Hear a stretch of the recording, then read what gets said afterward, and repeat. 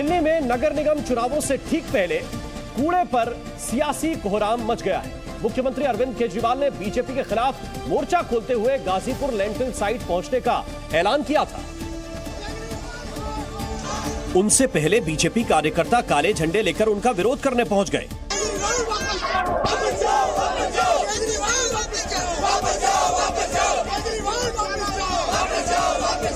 BJP कार्यकर्ताओं के प्रदर्शन को देखकर आम आदमी पार्टी के कार्यकर्ता भी ताव में आ गए और जवाबी नारेबाजी का कंपटीशन शुरू हो गया।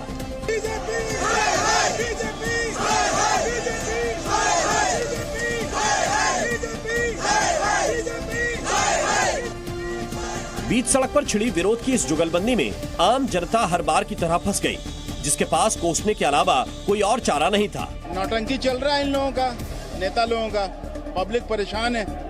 इस बीच आमने सामने आ चुके दोनों दलों के कार्यकर्ताओं का टकराव टालने में पुलिस किसी तरह कामयाब हो पाई। तो एक तरफ ये सब कुछ चलता रहा तो दूसरी तरफ दिल्ली के मुख्यमंत्री और उप मुख्यमंत्री गाजीपुर लैंडफिल साइट पहुंच गए। इन दोनों नेताओं के यहां पहुंचने को नगर निगम चुनाव की राजनीति से जोड़कर देखा गया। और जैसे ही मनीष सिसोदिया के साथ केजरीवाल लैंडफिल साइट पर पहुंचे, कुछ देर तक मीडिया के कैमरों की चमक के बीच कूड़े के पहाड़ को देखते रहे। फिर मुख्यमंत्री ने इसके लिए बीजेपी पर निशाना साधा। तो पिछले 15 साल में इन्होंने दिल्ली को 3 बड़े-बड़े कूड़े के ऐसे पहाड़ दिए हैं। अभी हम गाजीपुर के कूड़े के पहाड़ पे खड़े हैं। केजरीवाल ने दावा किया कि बीजेपी ने कूड़े के 16 नए पहाड़ बनाने की योजना बनाई है, इसलिए आम आदमी पार्टी इस बार निगम चुनावों में स्वच्छता को मुद्दा बनाएगी। बीजेपी की तरफ से रमेश बिधूड़ी ने पलटवार किया और दिल्ली के स्कूलों की गंदगी के लिए केजरीवाल सरकार को जिम्मेदार ठहराया। लेकिन एक सच यह भी है कि दिल्ली में कूड़ों का पहाड़ रातों रात खड़ा नहीं हुआ है और इस पर तमाम सरकारों ने राजनीति ही की है। और यही वजह है कि राजधानी दिल्ली 3 ओर से कूड़े के पहाड़ों से घिर गई है, जिनमें भलसवा, ओखला और गाजीपुर लैंडफिल साइट है, जहां 55 लाख टन से लेकर 140 लाख टन कचरा जमा है। इनमें गाजीपुर में कूड़े का ढेर तो कुतुब मीनार से ऊंचा हो गया है, जिसकी ऊंचाई कम करने के लिए 2019 में जैव खनन की प्रक्रिया शुरू की गई। एनजीटी ने सेहत पर नुकसान की वजह से कचरे के इन पहाड़ों को हटाने के आदेश दिए, जिस पर नगर निगम ने भलसवा और ओखला से अक्टूबर 2023 तक कचरे हटाने का भरोसा दिया, जबकि गाजीपुर से दिसंबर 2024 तक कचरे का पहाड़ हटाने की डेडलाइन दी। बीते कुछ साल से इन जगहों से कूड़ा हटाने और कचरे को एनर्जी में बदलने का काम जारी है। और प्रयागराज के हंडिया इलाके में हाईवे पर एक कार कई टुकड़ों में बटी दिखी। लोगों ने बताया कि तेज रफ्तार से आ रही कार हाईवे पर लगे बिजली के एक पोल से टकरा गई और टक्कर इतनी जबरदस्त थी कि कार के परखच्चे उड़ गए। यह हादसा सुबह 6:30 बजे के आसपास हुआ। पुलिस के मुताबिक कार में सवार 10 लोग पूजा अर्चना के लिए विंध्याचल जा रहे थे, लेकिन हंडिया टोल प्लाजा के पास उनकी तेज रफ्तार कार पोल से टकरा गई। टक्कर इतनी भीषण थी कि कार कई टुकड़ों में बट गई। विंध्याचल की ओर जा रहे थे, तभी बिजली के पोल से गाड़ी अनियंत्रित हुई और उनका बैलेंस बिगड़ गया। इस हादसे में 6 लोगों की मौत हो गई, जिसमें 4 महिलाएं शामिल हैं। हादसे में 4 लोग घायल भी हुए हैं। चारों से मुलाकात भी किया, चारों कॉन्शियस भी है, उनकी हालत स्थिर है और फिर हमारी बेस्ट डॉक्टर्स की टीम है वो अच्छे से उनको उपचार प्रदान कर रही है। पुलिस का कहना है कि कार के ड्राइवर को नींद आ गई थी, जिसकी वजह से कार बेकाबू होकर पोल से टकरा गई। और रूस और यूक्रेन के बीच जारी जंग अब खेरसोन की ओर मुड़ गई है, जबकि ज़ेलेंस्की के खेरसोन को रूसी अतिक्रमण से आजाद कराने के ऐलान के बाद दोनों देशों में तनाव भी एक बार फिर से बढ़ गया, जिसकी बानगी दिखी रूस के हरिकेन हमले के तौर पर। रूस ने यूक्रेन के सैन्य ठिकानों को निशाना बनाते हुए मल्टीपल लॉन्च रॉकेट सिस्टम से वार किया, एक के बाद एक ताबड़तोड़ रॉकेट दागे।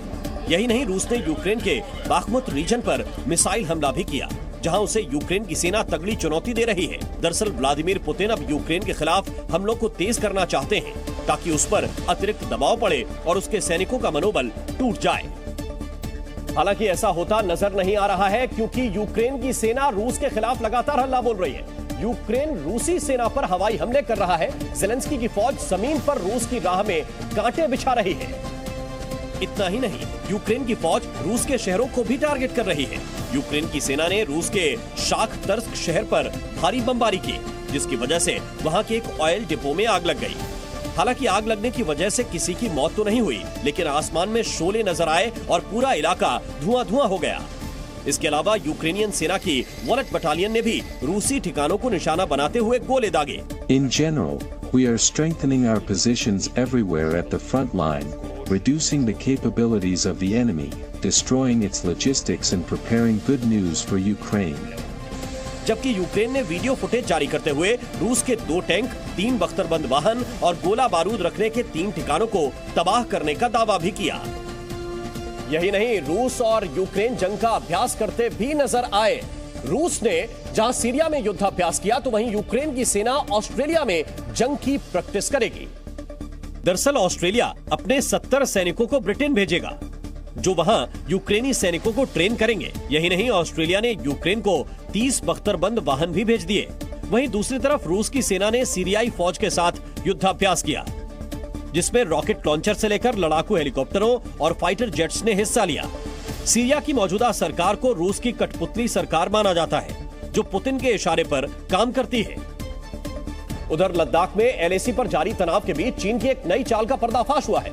मीडिया रिपोर्ट्स के मुताबिक चीन पेंगोंग लेक से कुछ दूरी पर स्थित रुटोग काउंटी में अपने मिलिट्री बेस को मजबूत बनाने में जुटा हुआ है। सूत्रों के मुताबिक 20 दिन के भीतर चीन की सेना ने वहां 85 नए शेल्टर बनाए हैं।